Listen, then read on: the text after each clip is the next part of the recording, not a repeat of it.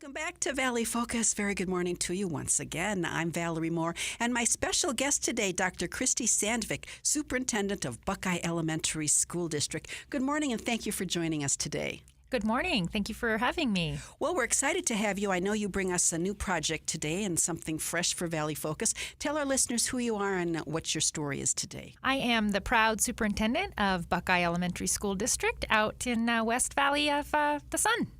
Yes, and that is west out there. What are the temperatures like? Are they just the same as Phoenix here now this week? Absolutely. We're about 119 degrees as we speak. Wow. Yep, it's warm out in Buckeye, but wonderful. Tell me how you got associated with the Buckeye School District then. I joined Buckeye back in 2010 as an assistant superintendent. Became superintendent in the year 2013 and going on my fifth year there and just absolutely love the community. Are you from Phoenix originally or Arizona? Actually, I'm from the Northwest. I'm from Oregon. Okay. And so absolutely go Ducks. Yep. But I do enjoy Phoenix, and I would not trade the sunshine for all the rain up in the Pacific Northwest. Oh, I love it. I'm from Wisconsin, so I'm happy every time. I don't complain about this. It'll be gone in a few weeks, and it'll be beautiful. So thank you again for joining us today, and tell us the main reason that you're here. Well, I'm here, and I really want to appreciate the opportunity to be here to just explain why Buckeye is a wonderful place to live and explain to you and all the listeners out there what a great community we have. We have wonderful schools. We're a growing community, a growing school district, and I just want to share the opportunity to talk to you about a great place to live and work and raise your family. Yeah, I don't know much about Buckeye. I moved right to Phoenix from Milwaukee about 12 years ago, and I know that it's growing. The area out to the west is definitely growing and very desirable, and it seems like it's moving in closer all the time with the malls and the stores and the developments. So now, what area exactly is Buckeye? Tell me how far we are out of central Phoenix. Well, a lot of times people think of Buckeye as way out there, and I like to remind folks that Buckeye really isn't that far. Some folks commute out there. It's about 30 miles from Phoenix. Really, we kind of coined the phrase sun at the back and no traffic. Okay. You're against traffic. You get out to the Buckeye area, and the nice thing is it's a wonderful small community. We have traditional small town values, but we are, again, a growing city. It used to be sort of the town of Buckeye. We are a city with really good values, and our school district, the Buckeye Elementary School District, just built our 7th school called Marino Elementary School. Again, the nice thing about our city is we have a true sense of community. We have lots of pride. If you listen to the news lately, you'll find that, again, Phoenix being a very large city and lots of growth, Buckeye now is in the top, I think, 15 in terms of where to live and have that small town feeling, but yet be close to a city bedroom community too, so you can get into Phoenix if you'd like to, bedroom community. What is the main freeway we take then to get to Buckeye, safe we're in Phoenix? Just the I-10. The I-10 out straight west. Yep, or the 303. That's another way you can access into Buckeye. It's a really nice addition. So it is growing. I know my niece had looked at a house out there. She settled in a little further in, but it is a big growing community. Absolutely, and I think one of the things we're most proud of is you've got a really affordable for young families that are wanting to get into a house. You got affordable homes. You've got great jobs, and if you still want to work and live in Phoenix, you can also just do the commuting in. And again, the sun is at the back, and there's no traffic, so you're against traffic. But you're here to really talk about the school system, which means it'd be a good reason to move there and live because you've got a great school system going on. Tell us a little bit about your school district then. Well, one of the things that we pride ourselves on in our district is that we are a community passionate about student success.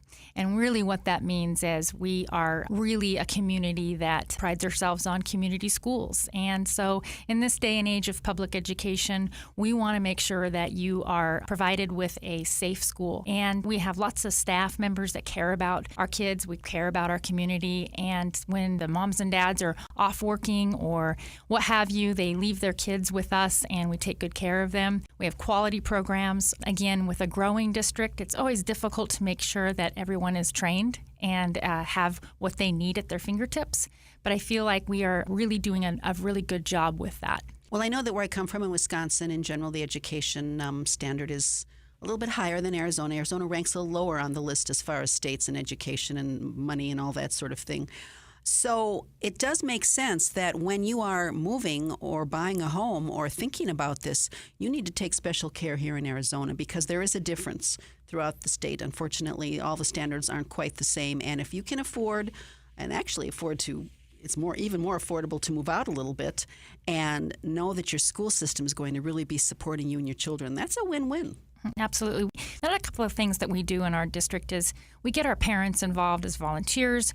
We have an active adults community in our school system. We make sure that everybody that's in our community, whether or not you have children in our schools, is involved. We have a very active foundation. And we make sure that people really feel like they have a sense of who our schools are in our communities. So our doors are open all the time, and we invite anybody that has questions about what are the schools like in Buckeye to come visit. We want you to know that Buckeye is on the map, and we want to invite you to come see. Now, when you say elementary schools, because my kids are bigger now, what does elementary mean these days? Because it's changed throughout my lifetime. Well, that's a great question. So an elementary school district in Buckeye, for example, means pre-K through 8. So we have a fantastic preschool for families as well. We have about 200 little guys and gals that are of 3 to 4.5, basically. So we're trying to get them school ready for kindergarten. And in our schools, we have K through 8th grade. We're speaking with Dr. Christy Sandvik, Superintendent of the Buckeye Elementary School District, and she's bringing us some interesting information today on the fact that Buckeye is a wonderful place to think about if you have school-age kids and you want to maybe think about moving out a little bit or finding a place that's a little more affordable, a little bit more house for your money maybe, and a great school system because, again, that can be a concern here in Arizona. So she's just told us now that's interesting. So your schools go from pre-K to 8. Are they all in the same building then? Well, no. Our preschool is a separate facility, and then each of our 7 elementary schools is kindergarten through 8th grade. And we do a really nice job with it. We have some of the finest facilities in Arizona. And again, I would just invite any of your listeners, if they'd like to come out and tour our buildings, to do so. But we do a nice job in our facilities of separating kindergartners and first graders from 7th and 8th graders. I like that, though, because now when I was growing up, it was K through 6, and then you went to this terrible middle school thing. 7th and 8th grade was called junior high, and it was just a whole mess of 7th and 8th graders kind of floundering around out in there on their own. They didn't get to connect with older kids. They didn't get to respond to younger kids. It was a very selfish, self-centered community.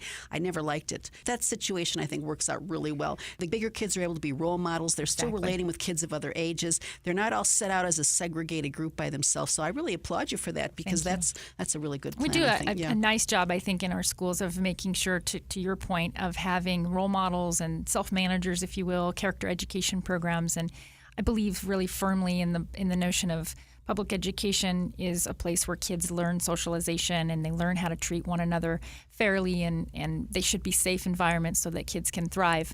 And in our schools, if you are able to come and see the good things that are happening, you'll see where there's principles of respect, and kids really are able to, the 8th graders, for example, can go down and share really good examples of what respect and kindness looks like for 1st and 2nd graders. I remember someone saying to me once, I heard on a program, that teenagers aren't little adults, they're big kids. And sometimes we're pushing them into a situation maybe that they're not quite ready for. I think the K through 8, I really do. I think it's a great idea. I do have to say that when I moved to Arizona, I put my daughter in our local public grade school down the block. And there's nothing like a small local community school. The teachers lived in the same area. They went to the churches in the same area. It was very comforting to know that these people did care, and it was a good experience for her to be in that school. So I really applaud you for that because it's nice to have that community sense of feeling. One of the things I think that sets Buckeye apart from other schools, even in the nation, as I am privileged enough to sit on national boards, is this sense of the community school. And as we know in education, the pendulum always goes back and forth. And I think we're going to see the idea of community schools come back. Some of the folks that I work with, we really are missing the boat in public education. And again, I think the pendulum's going to swing back to this idea of a community school. If you really look to see how public schools are measured, they're measured against one point in time or an assessment. And I think everyone is looking to see, well, why are we measuring kids on one test? And there are so many other indicators now of how effective a school is. It can be parents' satisfaction. It can be dropout rates. It can be just asking your child, did you have a nice day? Do you like your teacher? Those kinds of things. And I think the community schools idea, when you get parents and grandparents and other people that live and breathe and work and have fun in your community, when schools then are really the hub and the center of the community, then I think you are going to see all kinds of wonderful things happen, and the schools begin to flourish and your economy flourishes. And again, education becomes the sense of why and the purpose, and kids are thriving. I'm a baby boomer. This is how it was when I was growing up. And as I said, I lived in Brookfield, Wisconsin, which was the #1 school district in the entire state. We had the small local schools feeding into the high schools. The community was involved. There wasn't really any need to go anywhere else for our schools. And that's what I like to think is happening again now here out in Buckeye where you are. So we're so thankful to have you again here today. And we got to say, once again, it's Dr. Christy Sandvik, Superintendent of the Buckeye Elementary School District. You may be thinking about your next step in life, relocating, downsizing, upsizing, and we ask you today to consider lovely Buckeye. Tell me a little more about your community. Well, again, I think you summed it up. If you are thinking about relocating, we would love to have you come out and visit our schools. I know when I relocated several times in my life, I always asked the question, what are the schools like? And again, my wish is that people always ask the question, how successful are the schools? And when you can not only ask how well kids perform on a test, but you can ask other questions about how well are kids performing at school, how well do they like their teachers, other indicators, then I think we're going to have a well-rounded society. And I just would like for folks to, instead of asking the question, how far is Buckeye, ask the question, how can I go out and visit Buckeye? So tell me, when you go to Buckeye now, you're on the I-10, you pass through, how far do you have to go? What cities do you pass through to get there? Just kind of when you're on the I-10 and you're headed to Buckeye, you can pass through Tolleson and Avondale, and then Litchfield Park. And then it's not too far, maybe 10 miles, and then you're in that part of where all the good education takes place. So it's a nice, easy drive. And again, I want to say, to be politically incorrect, the school system as we have it today, it just doesn't seem to be working the way it was intended to. And that's nobody's fault. Everybody tries different things. We've got all these different things going, charter schools and all sort of different choices. But I think what you're talking about, again, is the way education really works best. You have a local community school. You have people involved. You're near the school. You can get there for different events. You have a sense of everyone involved and everyone different. It's not like you're just having a specialty school, I think, too, which I don't think that's very practical for kids. I think what you described is purpose. And I think when you go back to the purpose of public education, free, appropriate public education is all about a purpose. And, it's sort of keeping it simple. You have to be safe. You have to have a purpose and a sense of belonging. And when you give kids an opportunity in an environment to learn and the adults around them feel like they can teach them, then you have others that are in your community, they will join in. And it's a simple concept. The community schools concept, I think, is going to come back around. And that's what I'm trying to do in Buckeye. And I think we're seeing it be successful. And I'm also sure that since you have this commitment to the system, you're getting good teachers out there. We're trying. One of the things that we do is competitive salary, which includes retirement, obviously. And within that package is just including what the teachers feel is important to them. Oftentimes that's having a good environment to which they feel like they can take risks and they can try innovative things in the classroom. And teacher shortage, and really it's more of a teacher crisis now in Arizona, oftentimes is out of our hands. But if you were to ask a teacher, what is it that's really important to me? Yes, it is pay, and yes, it is things that are oftentimes out of our control. But really inside the classroom, it's allowing them to have the opportunity to teach. And it's all about community schools and having that support of the community behind them. Well, I know kids are still going into teaching. My daughter has several friends that have just gone into teaching. So if you've got a student that's coming out of school out there, if you're a grandma or mother, you might want to consider encouraging them to take a look at Buckeye, too, for the students coming out. Yeah. Because remember what the research says. The #1 predictor of what makes a kid successful is the teacher. Absolutely. As I've said before to my own kids, you don't remember all the time the names of the teachers in your college or maybe late high school experience. You remember your grade school teachers, every one of them, your experiences there, the ones that were wonderful, the ones that you still remember. I remember my second grade teacher, Mrs. Biazzi. She was beautiful and encouraging and, just brought me a little out of my shell. I was a little bit shy. And these are lifetime experiences that mold you and affect you for the rest of your life. Absolutely. Nothing more important than the schools for your kids. So again, we are talking today with Dr. Christy Sandvik, who's out in Buckeye. She's telling us all about the elementary school system out there, and give us a little more information on your school system. So our school system includes 5,300 students and growing. In 10 years, we're expected to have another 4 schools. Wow. Yep. We have 7 schools right now and a preschool. We have another facility called the Family Resource Center, which is a place where anybody that has any kind of need basically can get their needs met in terms of healthcare and resources beyond education. And that's located on one of our facilities. Now, the schools you're building these days, are they different? How do they differ from anything that we might know about? I'm just curious if there's any new philosophical change in your schools. Well, that's a really good question. They are a little bit different in terms of what we like to term flexible learning spaces. We really like to engage with educators on questions about how do we make the spaces more flexible for learning. And of course, with technology, you try to stay ahead of the game, but that is so challenging because we know technology changes so often. But we try to make sure that we have the student in mind and also the educator. So we try that concept of flexible learning spaces. So you might have, versus when we were in school, we had brick and mortar buildings with closed spaces. You may go into a building now and see glass walls that are open. You may see the furniture looking a little bit differently. We have in our new school a really innovative technology wall that has a 36-point touch screen that is unique. I think we're one of the only schools in Arizona to have that wall. And it's incorporating very unique STEM, state-of-the-art technology for our students. Wow.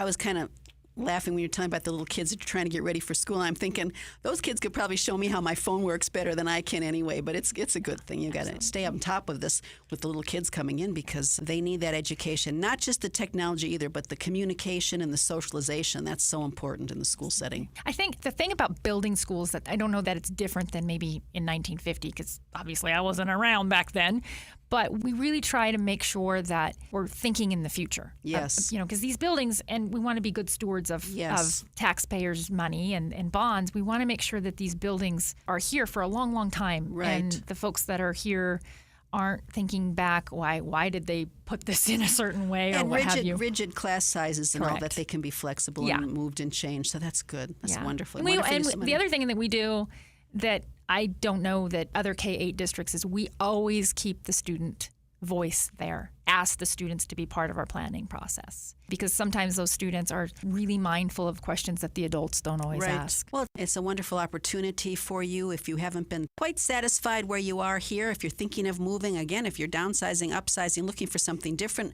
maybe looking for employment outside of Phoenix and you're thinking, what would the education opportunities be? Take a look at Buckeye. Dr. Christy Sandvik here, superintendent of the Buckeye Elementary School District, has been bringing us news of a very innovative and very forward-thinking and yet very old-fashioned as much as it takes the child into consideration and the relationships and the way that a child learns. So we're so thankful that you came here today. Now come back again. We're sure you have other projects and events going on. So welcome to Valley Focus. Thank you so much. And again, it's Dr. Christy Sandvik, superintendent of the Buckeye Elementary School District, coming in here to introduce and talk about her wonderful elementary school district out there in Buckeye.